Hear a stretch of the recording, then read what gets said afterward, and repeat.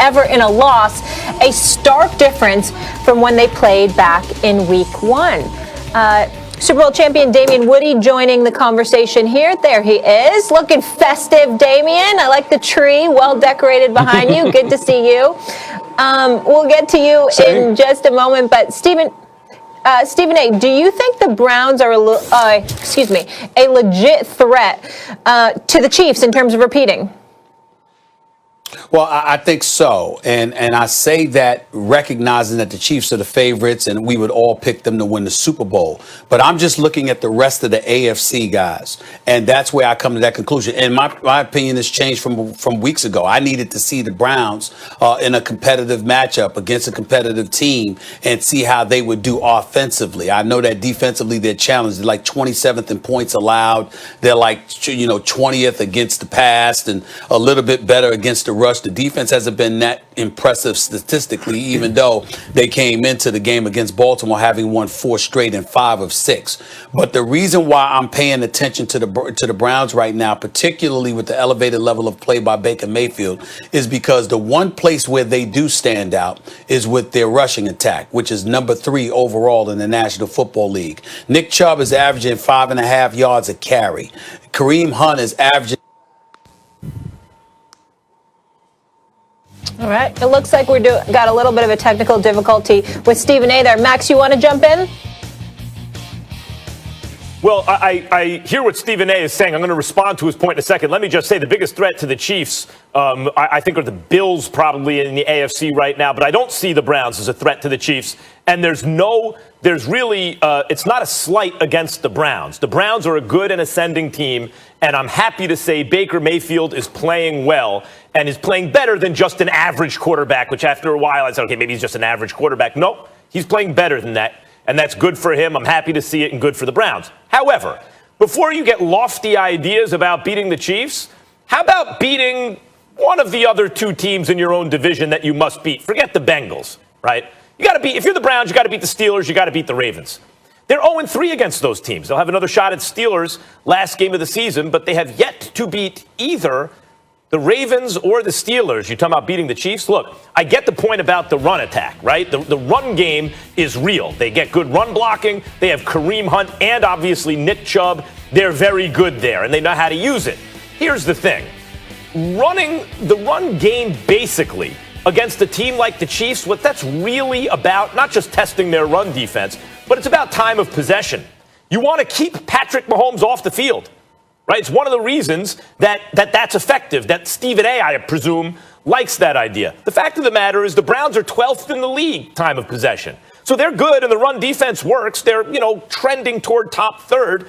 But Pittsburgh's better than that. The Bills are better than that. Pittsburgh does it by simulating a run game because they get no run blocking with those quick, short passes, right? The bottom line is the effect is the same.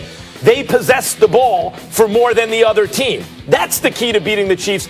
That's where the run game is relevant. And guys, to tell you the truth, I don't think just the run game is enough for the Browns. I don't think their quarterback is Josh Allen, for example. I'd rather have Josh Allen than Baker Mayfield. I don't think their defense is all world. I don't think they represent the biggest threat to the Chiefs. Yeah, I agree, Max. For me, the past few weeks is, I've come to the conclusion that the Buffalo Bills are the biggest challengers to the Kansas City Chiefs, and the primary reason is the quarterback. When you look at Josh Allen, look at all what the detractors said about Josh Allen. Over the first couple of years was he's inaccurate.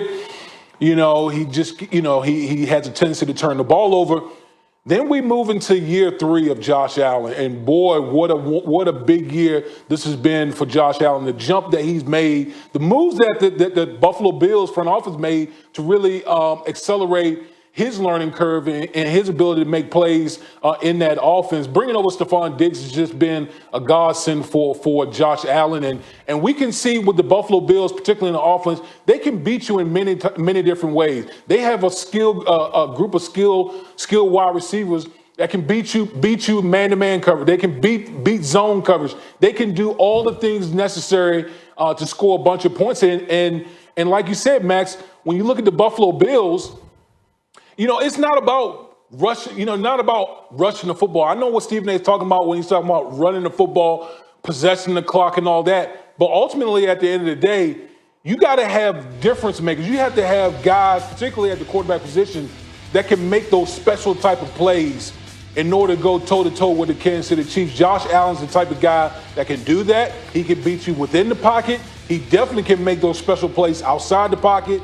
And to me, that's when he's at his best. He's at his best outside the pocket because he has the arm strength to get the ball down the field and make those special type of plays that only we see from a couple guys, Aaron Rodgers and Patrick Mahomes. And I think when you get to the postseason, those special type of players, those are the guys that make the biggest difference in the postseason. That's why I think the Buffalo Bills are the chief contenders for against the Kansas City Chiefs. Well, here's where I disagree. First of all, let's understand what the question is here. It's about the Browns and being a legit threat to the Chiefs. I respect what I'm seeing, love what I'm seeing in terms of the ascension of Josh Allen, who's completed about 68% of his passes. I think he's got like 28 touchdowns, just 9 interceptions. He's been incredibly impressive.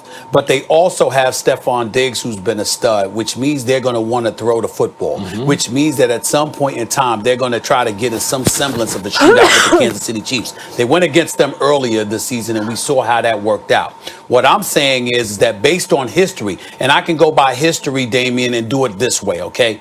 What I'm saying is, and I've said this to Max on many, many occasions, particularly as the season wanes, then you take into account the likelihood that the game would be at Arrowhead Stadium, or even if it was Cleveland off of Lake Erie.